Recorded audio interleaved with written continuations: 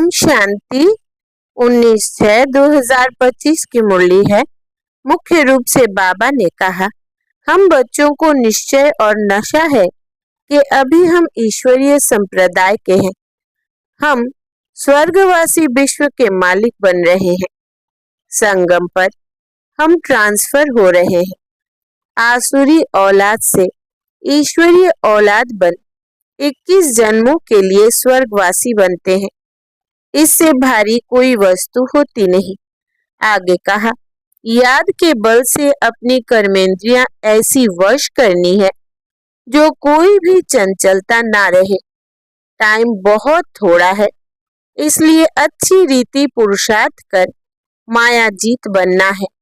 बाप जो ज्ञान देते हैं उसे अंतर्मुखी बन धारण करना है।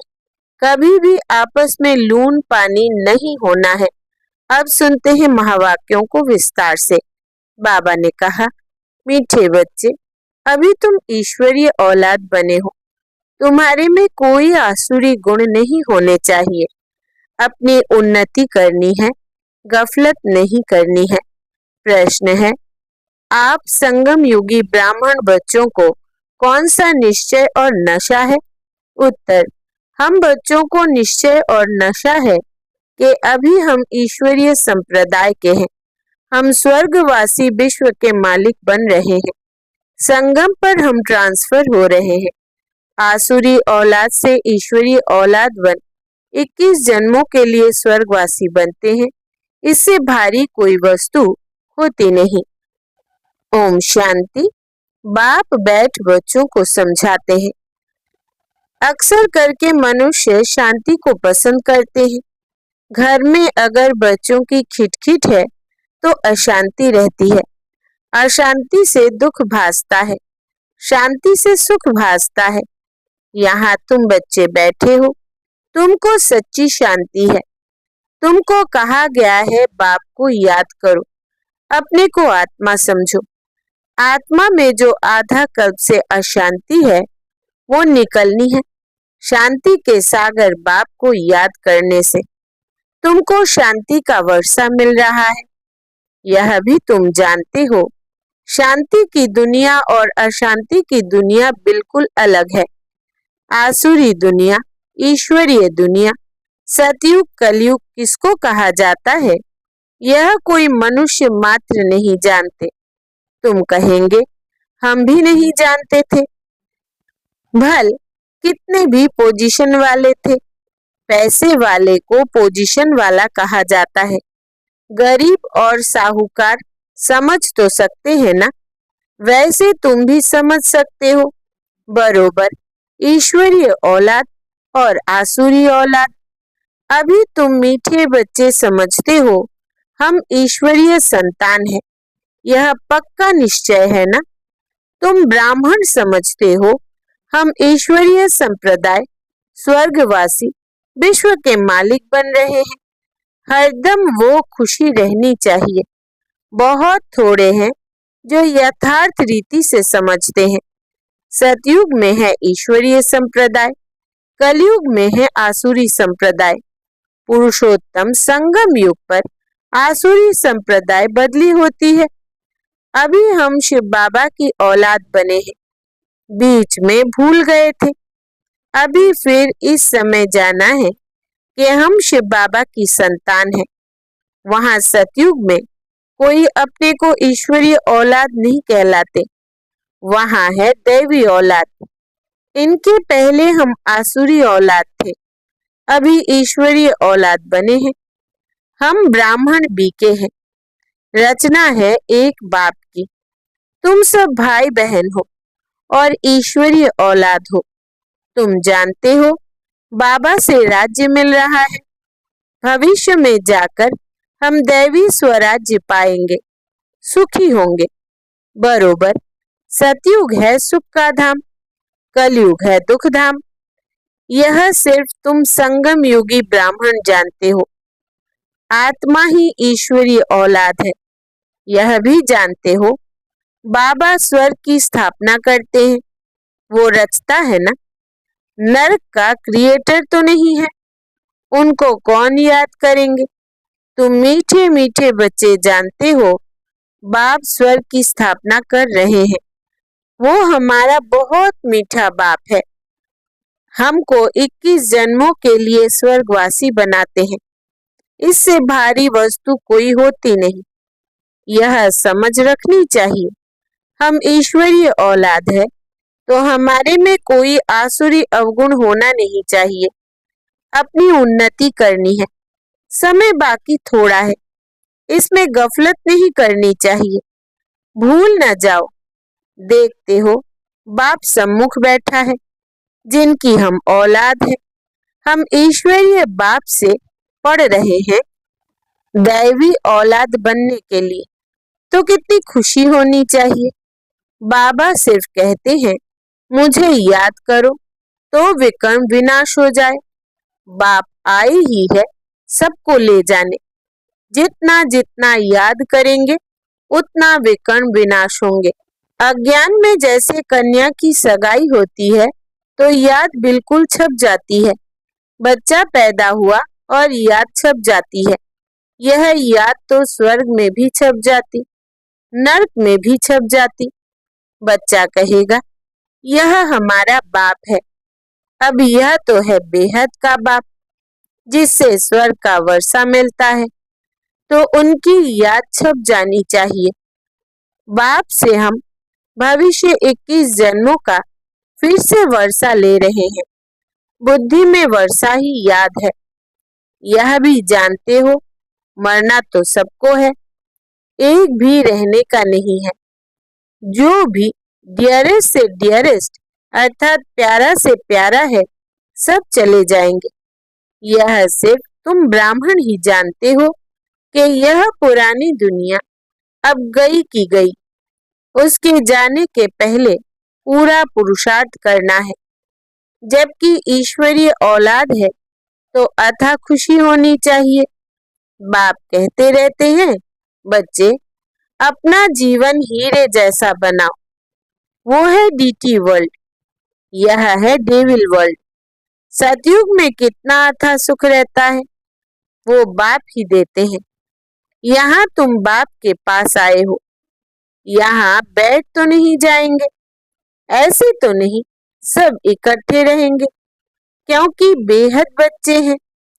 यहाँ तुम बहुत उमंग से आते हो। हम जाते हैं बेहद के बाप पास। हम ईश्वरीय औलाद हैं, गॉड फादर के बच्चे हैं, तो हम क्यों ना स्वर्ग में होने चाहिए। गॉड फादर तो स्वर्ग रचते हैं ना। अब तुम्हारी बुद्धि में सारे वर्ल्ड की हिस्ट्री ज्योग्राफी है। जानते हो हेवनली गॉड फादर हमको हेवन के लायक बना रहे हैं। कल्प कल्प बाद बनाते हैं। एक भी मनुष्य नहीं जिसको यह पता हो कि हम एक्टर हैं, गॉड फादर के बच्चे। फिर हम दुखी क्यों हैं, आपस में लड़ते क्यों हैं। हम आत्माएं सब ब्रदर्स हैं ना। ब्रदर्स आपस में कैसे लड़ते रहते हैं, लड़कर खत्म हो जाएंगे। यहाँ हम बाप से वर्षा ले रहे हैं। ब्रदर्स को आपस में कभी लून पानी नहीं होना चाहिए। यहाँ तो बाप से भी लून पानी होते हैं। अच्छे अच्छे बच्चे लून पानी हो जाते हैं। माया कितनी जबरदस्त है। जो अच्छे अच्छे बच्चे हैं वो बाप को याद तो पड़ते हैं। बाप का कितना लव है बच्चों पर। बाप को तो सिवाय बच्चों के और कोई है नहीं जिसको याद करे। तुम्हारे लिए तो बहुत है। तुम्हारी बुद्धि इधर उधर जाती है, धंधे आदि में भी बुद्धि जाती है। हमारे लिए तो कोई धंधा आदि भी नहीं है। तुम अनेक बच्चों के अनेक धंधे हैं, हमारा तो एक ही धंधा है। हम आए ही है बच्चों को स्वर्ग का वारिस बनाने। बेहद के बाप की प्रॉपर्टी सिर्फ तुम बच्चे हो। गॉड फादर है ना, सभी आत्माएं उनकी प्रॉपर्टी है। माया ने छीछी बना दिया है, अब गुलगुल बनाते हैं बाप। बाप कहते हैं मेरे तो तुम ही हो, तुम्हारे ऊपर हमारा मुंह भी है। चिट्ठी नहीं लिखते हो तो औना हो जाता है। अच्छे अच्छे बच्चों की चिट्ठी नहीं आती है। अच्छे अच्छे बच्चों को एकदम माया खत्म कर देती है। जरूर देह अभिमान है। बाप कहते रहते हैं, अपनी खुश खैराफत लिखो। बाबा बच्चों से पूछते हैं, बच्चे तुमको माया हैरान तो नहीं करती है? बहादुर बन माया पर जीत पहन रहे हो ना? तुम युद्ध के मैदान में हो ना? कर्मेंद्रियां ऐसे वश करनी चाहिए जो कुछ भी चंचलता ना हो। सतयुग में सब कर्मेंद्रियां वश में रहती है। कर्मेंद्रियों की कोई चंचलता नहीं होती है, ना मुख की, ना हाथ की, ना कान की। कोई भी चंचलता की बात नहीं होती। वहां कोई भी गंध की चीज होती नहीं। यहाँ योग बल से कर्मेंद्रियों पर जीत पाते हो। बाप कहते हैं, कोई भी गंदी बात नहीं, कर्मेंद्रियों को वश करना है, अच्छी रीति पुरुषार्थ करना है। टाइम बहुत थोड़ा है, गायन भी है, बहुत गई थोड़ी रही, अभी थोड़ी रहती जाती है। नया मकान बनता रहता है तो बुद्धि में रहता है ना, बाकी थोड़ा समय है, अभी यह तैयार हो जाएगा, बाकी यह थोड़ा काम है। वो है हद की बात, यह है बेहद की बात। यह भी बच्चों को समझाया गया है। उन्हों का है साइंस बल, तुम्हारा है साइलेंस बल। है उनका भी बुद्धि बल, तुम्हारा भी बुद्धि बल। साइंस की कितनी इन्वेंशन निकालते रहते हैं। अभी तो ऐसे बम्स बनाते रहते हैं जो कहते हैं वहां बैठे बैठे छोड़ेंगे तो सारा शहर खत्म हो जाएगा। फिर यह सेनाएं, एरोप्लेन आदि भी काम में नहीं आएंगे। तो वो है साइंस बुद्धि, तुम्हारी है साइलेंस बुद्धि। वो विनाश के लिए निमित्त बने हुए हैं, तुम अविनाशी पद पाने के लिए निमित्त बने हो। यह भी समझने की बुद्धि चाहिए ना। तुम बच्चे समझ सकते हो बाप कितना सहज रास्ता बताते हैं। भल कितनी भी अहल्याएं कुब्जाए हो, सिर्फ 2 अक्षर याद करने हैं, बाप और वर्षा। फिर जितना जो याद करे, और संग तोड़ एक बाप को याद करना है। बाप कहते हैं, मैं जब अपने घर परमधाम में था तो भक्ति मार्ग में तुम पुकारते थे, बाबा आप आएंगे तो हम सब कुछ कुर्बान करेंगे। यह हुए जैसे करनी घोर। करनी घोर को पुराना सामान दिया जाता है। तुम बाप को क्या देंगे? इनको ब्रह्मा को तो नहीं देते हो ना। इसने भी सब कुछ दे दिया। यह थोड़े ही यहाँ बैठ महल बनाएंगे। यह सब कुछ शिव बाबा के लिए है, उनके डायरेक्शन से कर रहे हैं। वो करण करावनहार है, डायरेक्शन देते रहते हैं। बच्चे कहते हैं, बाबा आप हमारे लिए एक ही हो, आपके लिए तो बहुत बच्चे हैं। बाबा फिर कहते, हमारे लिए सिर्फ तुम बच्चे हो, तुम्हारे लिए तो बहुत है। कितने देह के संबंधियों की याद रहती है। मीठे मीठे बच्चों को बाप कहते हैं, जितना हो सके बाप को याद करो और सबको भुलाते जाओ। स्वर्ग की राजाई का मक्खन तुमको मिलता है। जरा ख्याल तो करो कैसे यह खेल की रचना है। तुम सिर्फ बाप को याद करते हो और स्वदर्शन चक्रधारी बनने से चक्रवर्ती राजा बनते हो। अभी तुम बच्चे प्रैक्टिकल में अनुभवी हो। मनुष्य तो समझते हैं भक्ति परंपरा से चली आई है, बेकार भी परंपरा से चले आए हैं। इन लक्ष्मी नारायण राधे कृष्ण को भी तो बच्चे थे ना। अरे हाँ, बच्चे क्यों नहीं थे, परंतु उन्हों को कहा जाता है संपूर्ण निर्विकारी। यहाँ है संपूर्ण विकारी। एक दो को गालियां देते रहते हैं। अब तुम बच्चों को बाप श्री श्री की श्रीमत देते हैं, तुमको श्रेष्ठ बनाते हैं। अगर बाप का कहना नहीं मानेंगे तो फिर थोड़ी बनेंगे। अब मानो ना मानो, सपूत बच्चे तो फौरन मानेंगे। पूरी मदद नहीं देते हैं तो अपने को घाटा डालते हैं। बाप कहते हैं, मैं कल्प कल्प आता हूँ, कितना पुरुषार्थ कराता हूँ, कितना खुशी में ले आते हैं। बाप से पूरा वर्षा लेने में ही माया गफलत कराती है, परंतु तुम्हें उस फंदे में नहीं फंसना है। माया से ही लड़ाई होती है। बहुत बड़े बड़े तूफान आएंगे, उसमें भी बारिशों पर जास्ती माया वार करेगी। रुस्तम से रुस्तम हो लड़ेगी।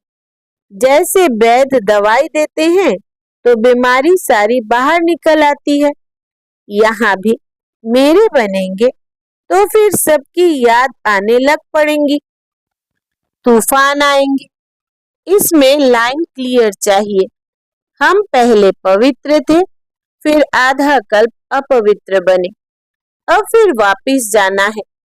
बाप कहते हैं, मुझे याद करो तो इस योग अग्नि से तुम्हारे विकर्म विनाश होंगे। जितना याद करेंगे उतना ऊंच पद पाएंगे। याद करते करते तुम घर चले जाएंगे। इसमें बिल्कुल अंतर्मुखता चाहिए। नॉलेज भी आत्मा में धारण होती है ना, आत्मा ही पढ़ती है। आत्मा का ज्ञान भी परमात्मा बाप ही आकर देते हैं। इतना भारी ज्ञान तुम लेते हो विश्व का मालिक बनने के लिए। मुझे तुम कहते ही हो पतित पावन ज्ञान का सागर, शांति का सागर। जो मेरे पास है वो तुमको सब देता हूँ, बाकी सिर्फ दिव्य दृष्टि की चाबी नहीं देता हूँ। उसके बदले फिर तुमको विश्व का मालिक बनाता हूँ। साक्षात्कार में कुछ है नहीं, मुख्य है पढ़ाई। पढ़ाई से तुमको 21 जन्मों का सुख मिलता है। मीरा की भेंट में तुम अपने सुख की भेंट करो। वो तो कलयुग में थी, दीदार किया फिर क्या। भक्ति की माला ही अलग है, ज्ञान मार्ग की माला अलग है। रावण की राजाई अलग, तुम्हारी राजाई अलग। उनको दिन, उनको रात कहा जाता है। अच्छा, मीठे मीठे सिकिलधे बच्चों प्रति माता पिता बाप दादा का याद प्यार और गुड मॉर्निंग। रूहानी बाप की रूहानी बच्चों को नमस्ते। हम रूहानी बच्चों की रूहानी बाप दादा को याद प्यार, गुड मॉर्निंग और नमस्ते बाबा नमस्ते। धारणा के लिए मुख्य सार। पहला, याद के बल से अपनी कर्मेंद्रियां ऐसी वश करनी है जो कोई भी चंचलता ना रहे। टाइम बहुत थोड़ा है, इसलिए अच्छी रीति पुरुषार्थ कर माया जीत बनना है। दूसरा, बाप जो ज्ञान देते हैं उसे अंतर्मुखी बन धारण करना है। कभी भी आपस में लून पानी नहीं होना है। बाप को अपनी खुश खैराफत का समाचार जरूर देना है। वरदान है, कल्याणकारी वृत्ति द्वारा सेवा करने वाले सर्व आत्माओं की दुआओं के अधिकारी भव। विस्तार है, कल्याणकारी वृत्ति द्वारा सेवा करना यही सर्व आत्माओं की दुआएं प्राप्त करने का साधन है। जब लक्ष्य रहता है कि हम विश्व कल्याणकारी है तो अकल्याण का कर्तव्य हो नहीं सकता। जैसा कार्य होता है वैसी अपनी धारणाएं होती है। अगर कार्य याद रहे तो सदा रहमदिल, सदा महादानी रहेंगे। हर कदम में कल्याणकारी वृत्ति से चलेंगे। मैंपन नहीं आएगा, निमित्तपन याद रहेगा। ऐसे सेवाधारी को सेवा के रिटर्न में सर्व आत्माओं की दुआओं का अधिकार प्राप्त हो जाता है। स्लोगन है, साधनों की आकर्षण साधना को खंडित कर देती है। साधनों की आकर्षण साधना को खंडित कर देती है। अव्यक्त इशारे, आत्मिक स्थिति में रहने का अभ्यास करो, अंतर्मुखी बनो। अंतर्मुखी आत्माएं 3 प्रकार की भाषा के अनुभवी होती है। पहला, नैनों की भाषा, दूसरा, भावना की भाषा, तीसरा, संकल्प की भाषा। यह 3 प्रकार की भाषा रूहानी योगी जीवन की भाषा है। जितना जितना आप अंतर्मुखी स्वीट साइलेंस स्वरूप में स्थित होते जाएंगे, उतना इन 3 भाषाओं द्वारा सर्व आत्माओं को अनुभव करा सकेंगे। अब इसी रूहानी भाषा के अभ्यासी बनो। ओम शांति।